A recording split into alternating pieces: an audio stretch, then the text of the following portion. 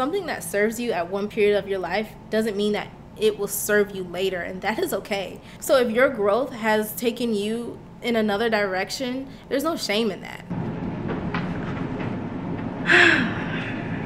So I quit my job.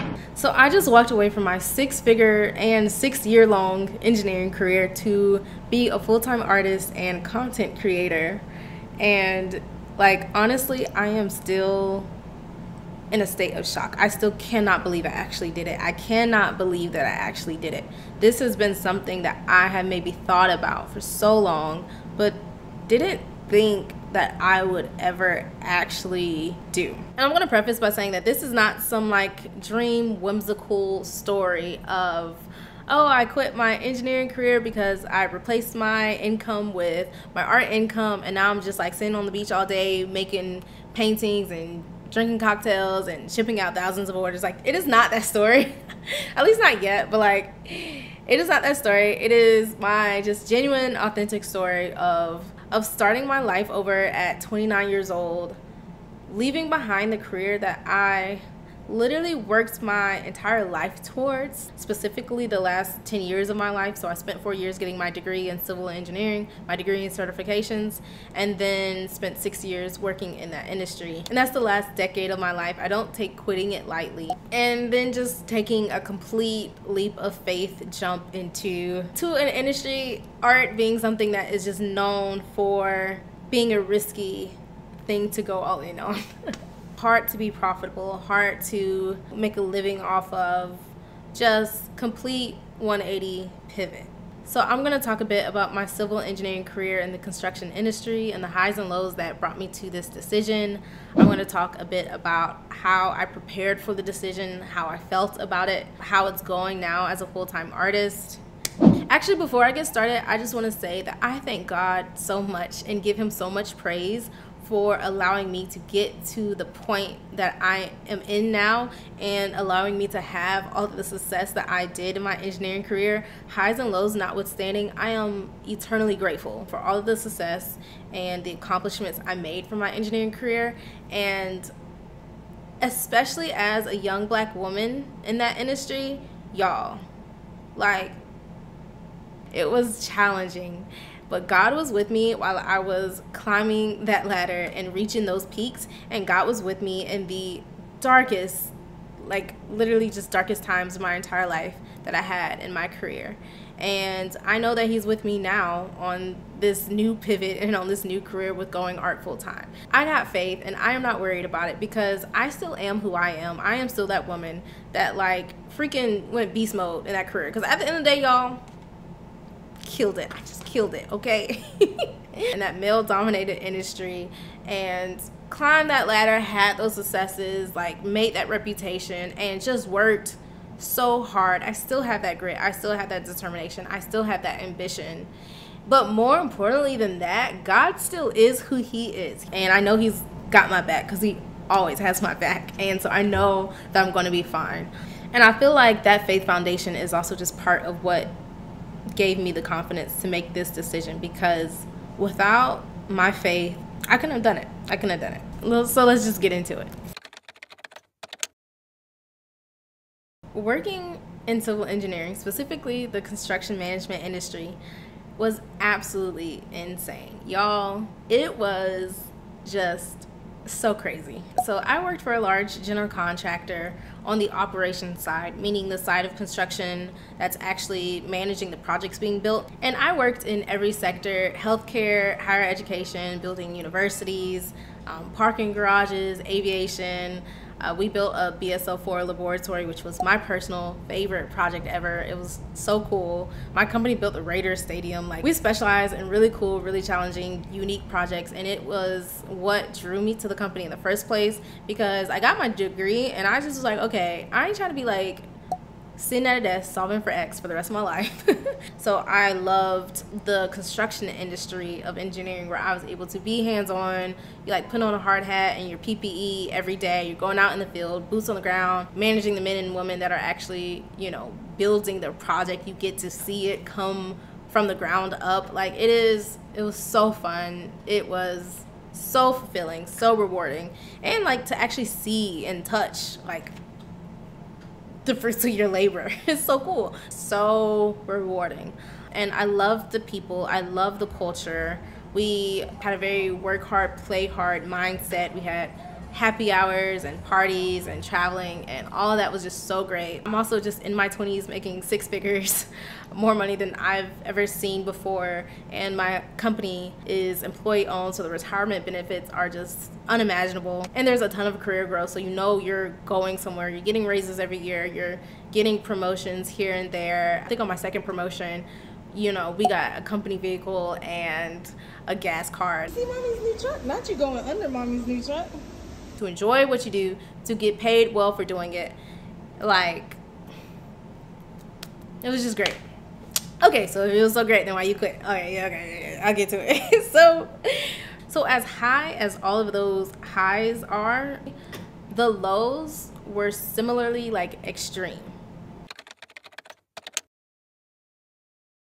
So the construction industry in general, you don't work from a distance. Like, you gotta be on site, hands-on, you know, present, full-time in person. So even in 2020, when the whole world was transitioning to working from home, nothing changed for us. We were essential employees and showed up to work in person still every single day. And even post 2020, now the world has found this hybrid balance. Still not a thing for my industry specifically, like the operations side of construction. It's just not, it's not gonna happen, which isn't a big deal. It is what it is. It's what you sign up for the industry.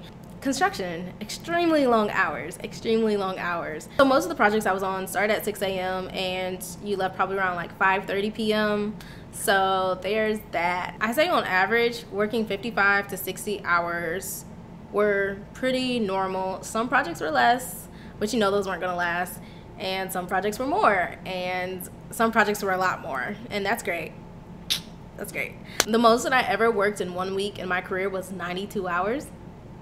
So we're not gonna get into that, but yeah, so you just, because at the end of the day, you just do what the job needs. If the project needs to get done within a specific timeline or deadline, which they all do because there's a schedule, and if we're falling behind or if something changes or if a challenge comes that like complicates things, we just as a team have to show up and do whatever it takes to get the job done.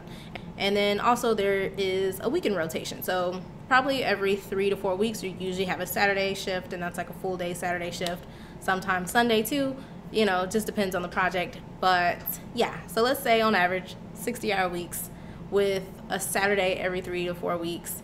And that doesn't include your commute. Some projects I was on were 20 minutes away from home. Some projects were an hour and a half away from home. Some projects were 3 hours one way away from home. And you just show up, because what else can you do? All that, still not why I quit, because again, that's just part of the industry. But then the travel, y'all, the travel. So the first 4 years of my career, I lived in 4 different states. Didn't want to.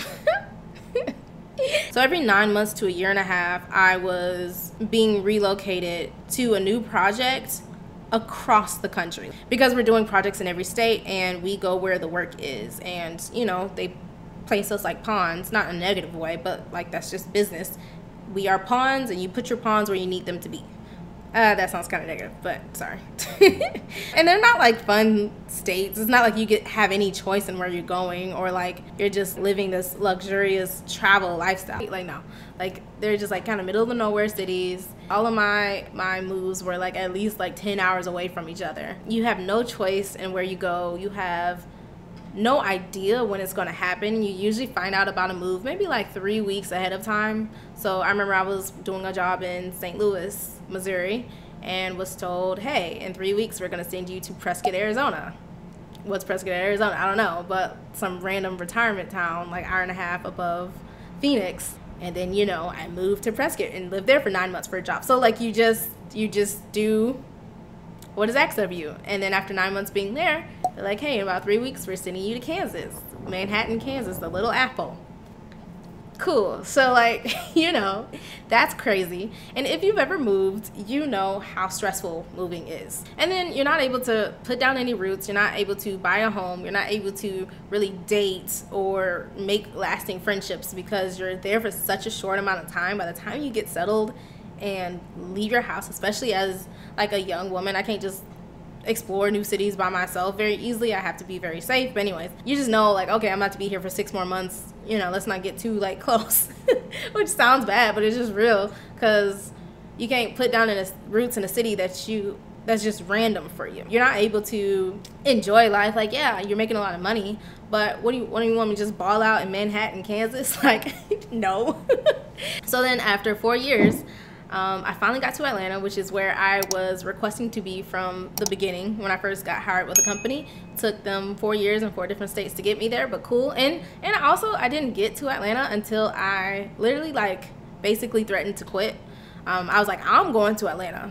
I would love to be working with y'all when I get there, but that's like up to y'all. When I finally got there, I was so happy. Immediately bought a condo, became a homeowner, put down roots, and I was like, this is it. Like, this is it. Things are about to just get so much better. And then they made me travel in Georgia, which is fine, y'all. It's fine.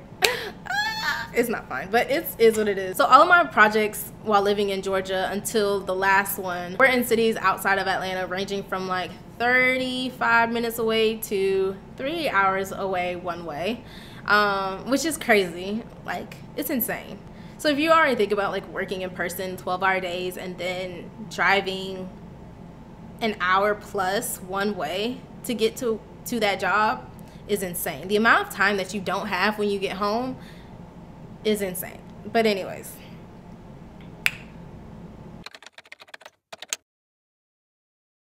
so you have all of that, right? Which is just the terrible work-life balance is really what it amounts to. You're way more so living to work instead of working to live. You have very limited time to actually enjoy the money that you're making or the life that you're living or the successes that you've gained because you're just always working and always thinking about work. And your whole life just revolves around your job. My job was all-consuming. So yes, I'm making great money, but wow, I don't have the time to spend it. And yes, I finally moved to Atlanta to be closer to my family. I don't have the energy on the weekends to drive home to Alabama to visit my family because I'm recovering from like this long, tough week that I just had. Yes, I have a company car and a gas card. I don't go anywhere except for work. Like, especially when you're like in random states and in random cities and the only people that you know are your coworkers. It's just, it's a lot. But cool, still not why I quit. And this whole time, as much time and effort and stress as my job was, I was still building my art business. So I was coming home at like 6:30, eating, like walking my dog, and then immediately just started painting or making art content or getting to work on my art business in some way. And so let's say from like 8 to midnight, I am just trying to pour as much into my art business as I can and creating art, because you like need to have hobbies and passions outside of your job. And then on the weekends I'm spending my entire time like painting because I don't have much time to do it, so I'm just trying to make time. And it just is chronic burnout. All that to say, I can encompass all that with just saying chronic burnout. So then I don't have the time to create anymore, or I don't have the energy, because some burnouts are so intense that they literally like they burn out your passions and they burn out your creativity and they burn out any energy left within you to pour into anything else. Like, you just don't have it anymore because you have overflowed and overpoured into your job. Y'all, I cannot put into words how much I gave to my job. And my art business was so fulfilling, like getting orders from art, doing live painting sips, making paintings, selling paintings, like that was so fulfilling. And there were months where I made more from selling art than I did from my engineering paychecks. But I was never able to be consistent with it because next thing you know, hey, Sunshine, we need you to move. And I gotta like put everything on pause to relocate myself for the next couple of months. Or, oh, okay, the project's ramping up and we need, you know, everybody to like buckle in because things are getting crazy. And now I'm working like 60+ hour weeks and I don't have anything left to give towards my art when I get home. I was never able to be consistent. And that was the biggest thing, is the what if. I have months where I'm making more from art than my engineering salary. Or I have months where I'm not making more, but I'm making money, like part-time, pouring into my art, and it's profitable, but I am not able to be consistent with it. The thing that bugs you more than anything is the what if.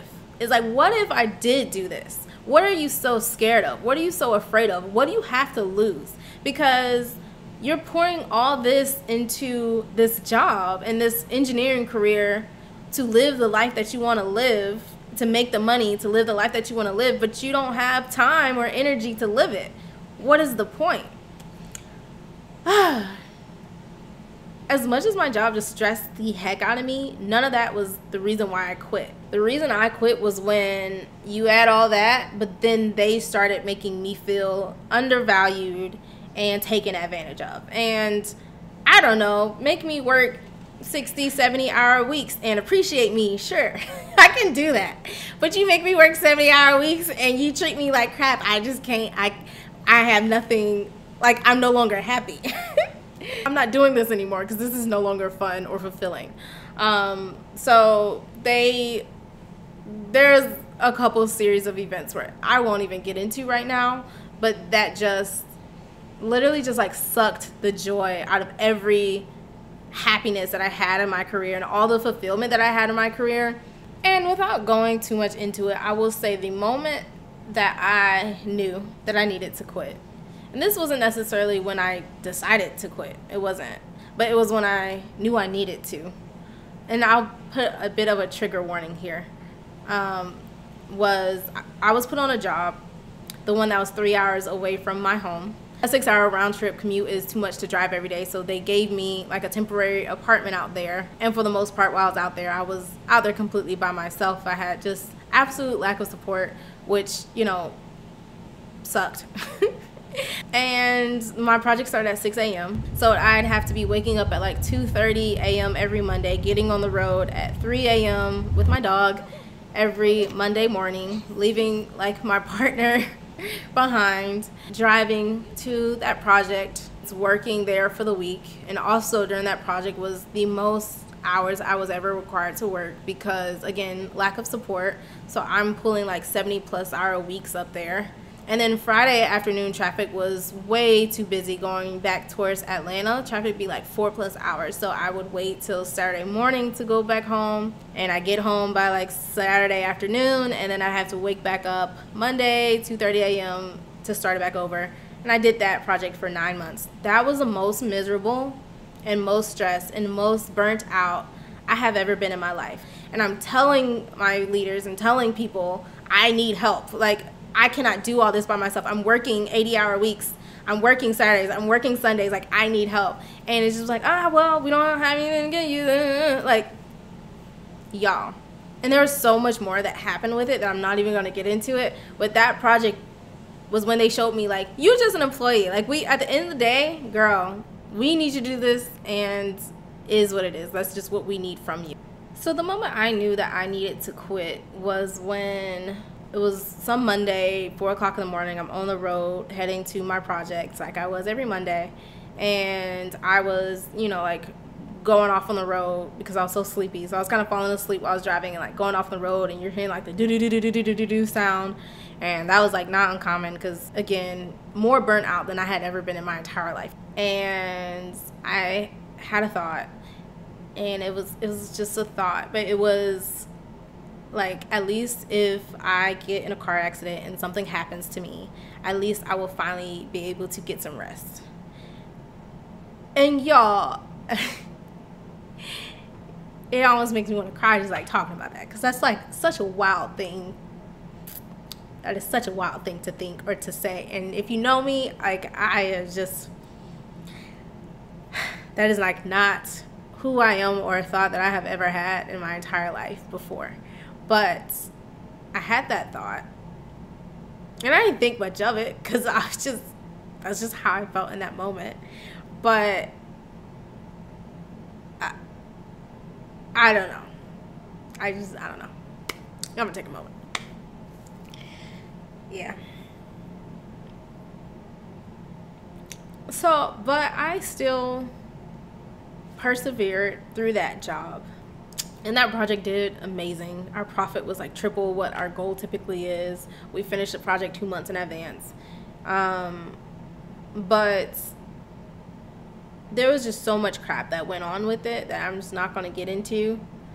And then not too long after that, there was another series of events where I was mistreated and taken advantage of. And really, they just like playing in my face. And it just was like, I am just so unhappy now, you know? Like this, you guys took a career that I loved. And that was unhealthy. It was always unhealthy. And it was always kind of toxic in terms of just like the work-life balance. But I don't know. At least when people like value you, you can take it. And I'm not saying that's a good thing, but it is what it is. But it got to a point where I have nothing to give towards my creativity. My creativity is as burnt out, if not more, than I am. So I'd be going months without creating anything, which sucks. And I think I'm going to end this part about my company with this. When you give so much to a company and your whole life revolves around your career and you care so much about what these people think of you, and you're just trying to please them and show that you work hard and show that you got what it takes, because you don't complain, because then you don't have what it takes, especially being a young black woman. Please, I ate up every project that they gave me because, you know, you're not going to catch me slipping ever. So, like, because they'll be so quick to say something about me. But anyways, you know, you see mediocre, you know, I ain't going to even go there. Not going to go there. But anyways, but when you give so much of your life towards a company and put so much love and trust in a company, they become like your family. And so when they mistreat you, it is just 10 times worse than when another company, like a normal company, most people don't have relationships with their company the way that we do with ours, or like I did with the one that I had, whatever. But when they mistreat you, it just sucks 10 times worse, and it hurts 10 times worse. I wept while writing my resignation letter, and like that's just not healthy to just have so much poured into a job, because at the end of the day, when they treat you like an employee, because you are just an employee, you looking crazy because you don't have anything else to show for it, because you poured your entire life into this. All that, and then I think on the other hand about art. I think about the fulfillment that I get from art and the value that I get from art. And yes, I think I do great work in engineering, and I was a great employee in construction and very valuable, but also just very replaceable. I compare that to messages that I received from people, especially during like when I was doing those live paint and sips, of like people saying like, you made me not like harm myself, or you brought my family back together, or you made me pick up, like you caused me to pick up my paintbrushes for the first time in 10 years. Like the amazing sweet messages that I've received from people, from the impacts that my art has had, or like teaching art, or even sharing like business tips and stuff like that. The impacts that that has had on people's lives is like incomparable to anything else.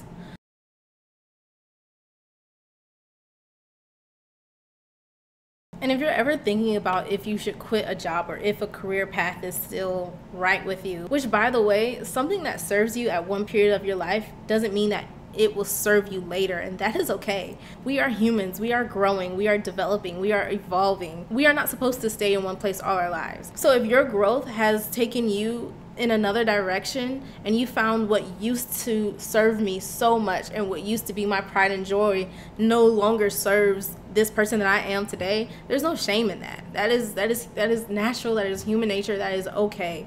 There's a quote actually by Winnie the Pooh, and it says, "How lucky I am to have something that makes saying goodbye so hard." Honestly, I look back at my time with my engineering career, and I'm just nothing but grateful for it. It shaped me to become the woman that I am today.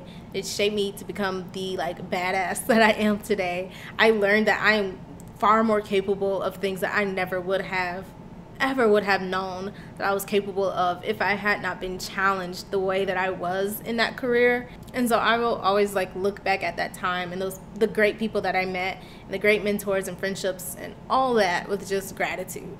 And if you're ever wondering if you should leave a career or if a career is still serving you, just look at the people above you and decide, is that who I want to be? Is that the life that I want to have?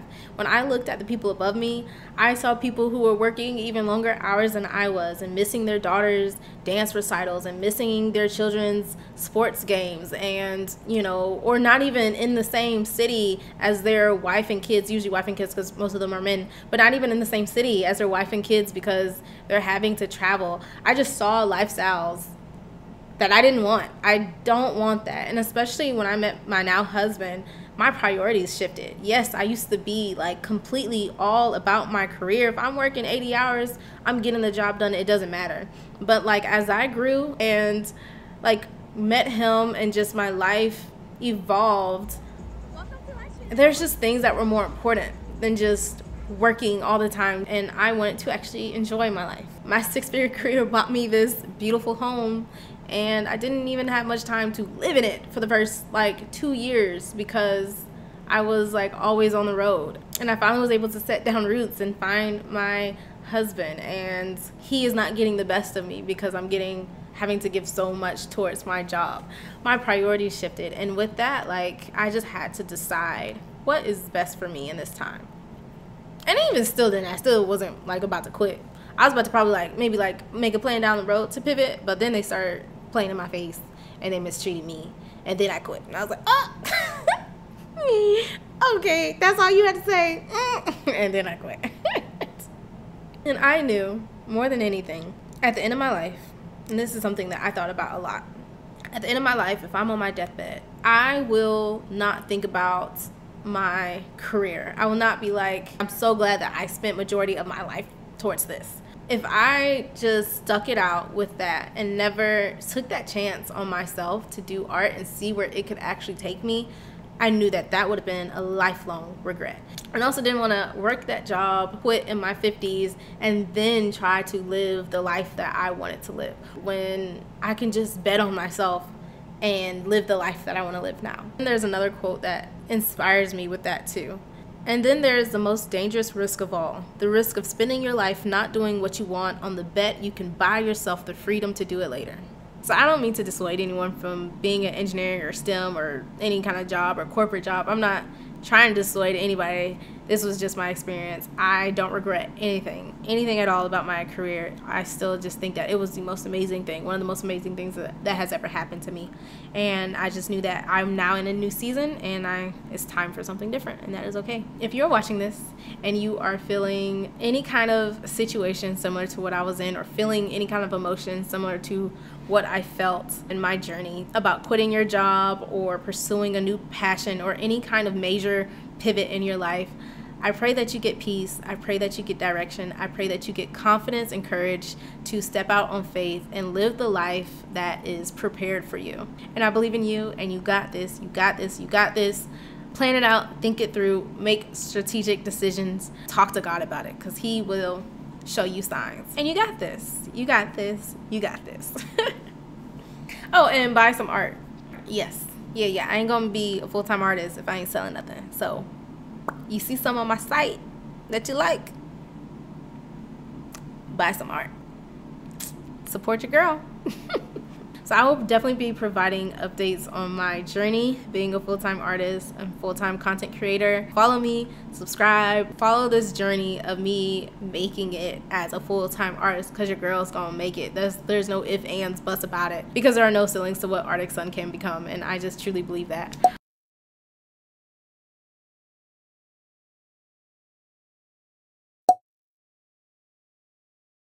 ArcticSun.com. Bye.